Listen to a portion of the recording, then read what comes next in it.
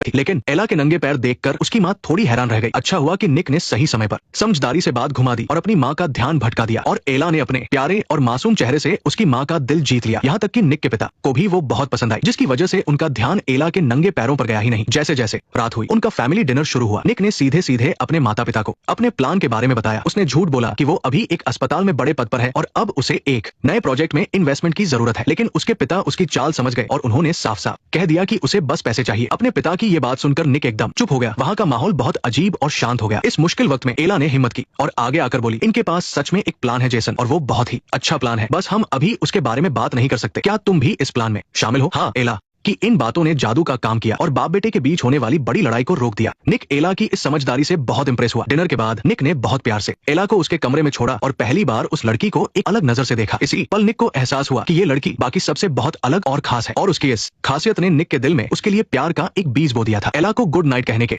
बाद निक सीधा अपने पिता के पास गया। हालांकि उसके पिता को अभी भी उसके इस बिजनेस प्लान पर शक था, लेकिन निक ने अपनी मीठी बातों से उन्हें फंसा ही लिया और आखिर में अपने पिता को मना लिया, और उन्होंने फैसला किया कि उसके भाई की शादी खत्म होने के बाद वो सारे पैसे उसके अकाउंट में डाल देंगे। लेकिन अगले दिन सुबह ही उसकी माँ ने घबराते हुए निक को जगाया और बताया कि एला कुछ अजीब हरकतें कर रही है। वो घर का बाथरूम साफ कर रही थी। निक तुरंत एला के पास गया। वो बिल्कुल हैरान था और उसे समझ नहीं आ रहा था कि वो ऐसा क्यों कर रही है। उसने एला से पूछा कि वो ऐसा क्यों कर रही है। मेरी माँ कहती थी कि इसी तरह तुम्हें प्यार मिल सकता है। मैं silence silence silence silence silence silence silence silence. Nick को अपनी आंखों पर विश्वास नहीं हो रहा था। वो सोच रहा था कि इतनी मासूम लड़की ऐसा काम कैसे कर सकती है, लेकिन एला की आंखों में उसे जरा सा भी झूठ दिखाई नहीं दिया। जब तक उसके भाई की शादी शुरू होने वाली थी तब तक निक का दिमाग शांत नहीं हुआ था, लेकिन अगले ही पल एला को देखकर उसकी आंखें उसी पर टिक गई। उसने सुबह की धूप जैसी एक खूबसूरत सुनहरी ड्रेस पहनी थी जो बहुत ही प्यारी लग रही थी। उसका हल्का सा मेकअप ओस की बूंदों की तरह चमक रहा था। इस पल निक का दिल एला की इस बेपनाह खूबसूरती को देखकर धड़कने लगा। उसकी ये खूबसूरती एक मीठे एहसास की तरह धीरे धीरे उसके दिल को पिघला रही थी। शादी शुरू हो गई। एक छोटी बच्ची दूल्हा दुल्हन पर फूल बरसा रही थी, लेकिन एला अचानक अपनी जगह से उठी और सबके हैरान चेहरों के बीच वो जमीन पर गिरे हुए फूलों को एक एक करके उठाने लगी।